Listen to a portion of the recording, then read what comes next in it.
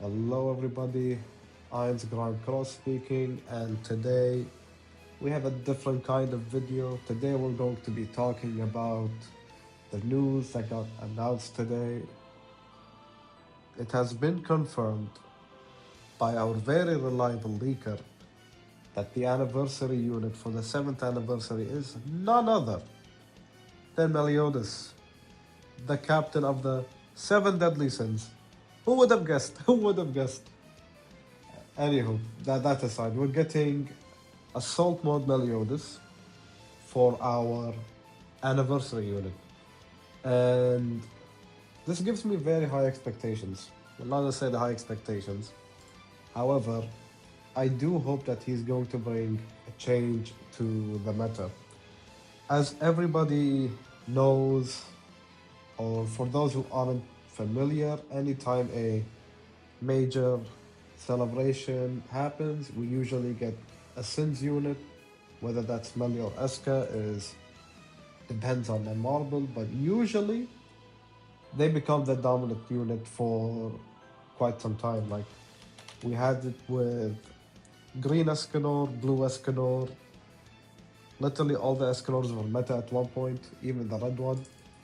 And it is no different whatsoever for Meli.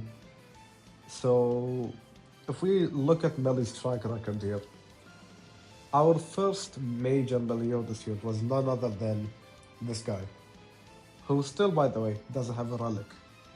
Even though the relic isn't gonna change shit now, I still hope he gets one, out of respect. Anywho, the first festival of the game is none other than Lost Vein, and he was a very dominant unit, to the point where they made so many counters for him that it didn't even matter. Like, Goddess Liz ended up helping him more than hurting him. And Festival Small Ring King really couldn't hold a candle to Meli. If you go first away, it's over. And Lolly Melon as well, she couldn't do much against him. She did well, but then ultimately, funny how I said ultimately, because it's Escanor who actually put a stop to Meli, blew the one. But anywho, and then we had Assault Berserk Meliodas, who was very strong, very dominant. He was very boring to play at the time of his release because everybody just rushed ult, but even still, very hype, nonetheless. Very fantastic unit. We had Traitor, who really helped bring people into the game for his very flexible kit, the single targets, giving you damage decrease, him stacking using single targets, and all his cards in general were fantastic, really. And he stayed meta for quite a while as well, so there's that. And we also had, I'm just gonna showcase them from here because anytime I click it, it's gonna bring me all the way back. We had Purgatory Meli, who was also very dominant. He was, yeah, he really stayed in the meta for quite some time, huh? Yeah, he was very dominant. We had LR Lost Vein after, that's when he became LR, and he took over the meta yet again. And yeah, LR Lost Vein was very hype. He was very hype. The entire concept of LRs was very nice, and still is nice to this day as well. And right after him, we had he was around as well, also very dominant. You go first with him, you win. Pretty much a lot of the melees, except Berserk and Purgatory. If you go first, you just win. But Purgatory and Berserk really gave free to plays a better chance in PvP thanks to their built-in passives. And then we had none other than these two, who were very dominant. It was actually, I believe, yeah. So when LR Lost Vein came out, that's when Meli like really expanded in terms of teams. Like you were able to use them in Seven Deadly Sins, not just the Demon team, which was also very fun. It's always fun to put like it's always fun to use like units outside of the races and with characteristics as well.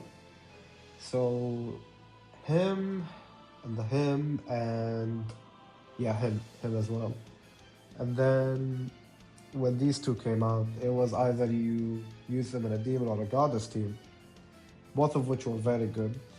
Goddess much better when Dark Maya released, of course. But yeah, very dominant. They were dominant until like God knows when. They were just very annoying to face. Their shield is very, very annoying. Very tanky as well. And it would be an insult not to mention this melee because he was a very, very nice bonus to the demon team. And it's again, it's assault melee, so it's very fun. Assault melee is a very cool transformation of melee, and yeah, he's hype. He's hype. HP scalar melee for like our first HP scalar melee did very well. Taunted, amazing unit overall. Very very good for a 600 gem unit, honestly. So what should we expect from this new melee? Well, I've come up with some ideas. If we look here, these are just some stuff I put together to help me visualize. So let's say this new melee comes out, right? He's definitely gonna be like, this is definitely gonna be one of his better teams. I'm assuming if he's like a 7 Deadly Sins buffer or something. Because, well, Escanor is Escanor, right? And we don't know if this melee is gonna have a talent, by the way. This guy's just a placeholder, so please don't think that, oh, you're using the wrong melee. Yes, I know, he's not out yet. So, we don't know if he's gonna have a talent or not. He most likely will.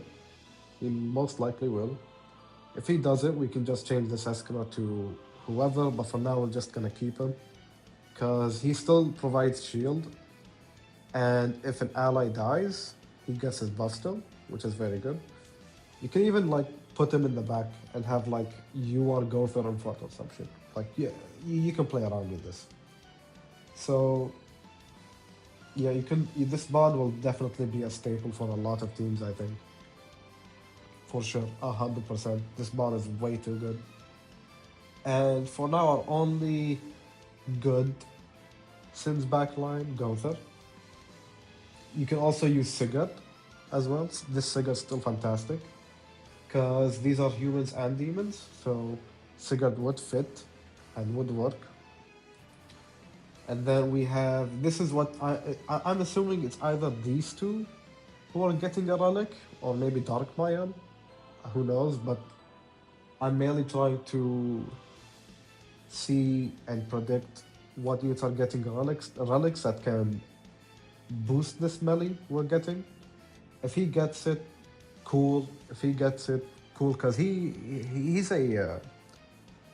does buff Sins in the back, so that should be taken into consideration. We also have, of course, the Demon team with our friend Demon King, and we also have Tristan. I personally think that, for whatever reason, I don't know, I think Tristan didn't get much of a chance to shine, and that's mainly because of Escanor releasing and him putting Tristan back in the bench immediately after.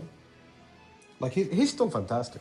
He is a fantastic hero. Like, if you played with him in Hero Arena or Guild Wars or PvE, he is still phenomenal. But I'm sorry, bro. Like, Escanor overshadowed him. He took his time in the sun. So hopefully, this melee can help readjust the meta and bring us two new like teams, like a demon team or a Sin team that can potentially balance the meta. Because I mean, as of right now, bro, like the fairy team is still annoying to face, still very toxic. Like bro, like there is the fairy team has way too much going on for it. Like you can use like the current best fairy team is probably this with King if I can. Where is this Light King? Him, and of course, Subaru. Like, this team is very annoying. It has so much utility. So whatever Melly is going to bring into the table, whether it's a counter or a talent that disables stances for everyone or whatever, it needs to be something that brings a change, right? And not only that, usually with units like festivals, like Escanor, the perfect example, you're gonna build two gear sets, most likely, like an HP defense set and an attack crit damage set. So hopefully, for the sake of like budget, this Melee like only needs one gear set. Well, he might not even need one because a lot of people have Melee gears built already. So hopefully he's at least like not super duper reliant for passive. Like 2/6 is fine. Anything more than 2/6 is just cringe. Because, bro, like, I'm guessing a lot of people pulled for him. A lot of people pulled for these two. A lot of people might, well, not anymore, right? Skip Tiori, guys. Do not pull Tiori. You can still learn fairies without him, bro. Just put him in there. You can still learn fairies without him. Don't worry. But anywho, we need this Melee to cook for us. We need this Melee to bury the fairy team. Or at least subdue them. Because I am getting bored of 5 to 10 minute matches of constant counters and damage caps and freeze and petrify and revives. I'm bored of that shit. So hopefully this Melee brings us a nice breath of fresh air for everybody, and hopefully he doesn't ruin the game. Hopefully he doesn't become a purgatory bomb and just makes the game unplayable. We need the game to rebalance itself, not destroy itself. We simply need to rebalance itself. And with that, ladies and gentlemen, this is where we're going to end our video. Kindly show support and like, subscribe, and suggest what you want to see. We still have like 2 weeks until we get this Melee, most likely. So do suggest what you guys want to see until then. And with that, I'll see you all later.